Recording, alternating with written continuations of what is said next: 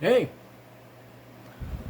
I thought I'd just do a little short video and recap on the last video I did about what took place to somebody I knew back in the mid 70s. Uh, the problem occurred with Dan being an conscious objector to the Vietnam War, and he was drafted, and then his mom, the church, and a lot of people defended him. And so the draft gave him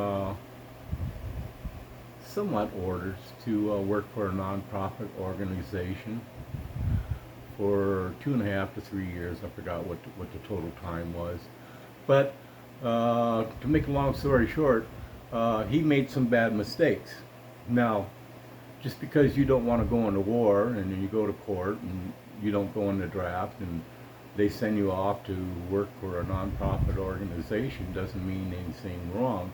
I think the big mistake that Dan made was, one, he got down to Los Angeles in Van Nuys. He went to Goodwill, worked there, and during that course of time, don't think that they ain't watching you, because they are.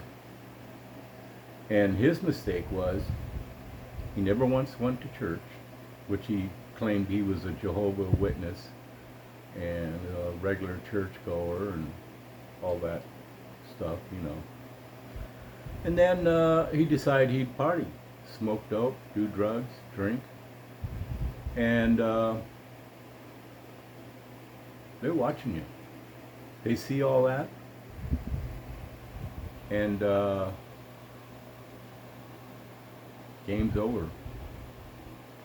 And like I said, that last day, the last day that he had to show up, complete this service,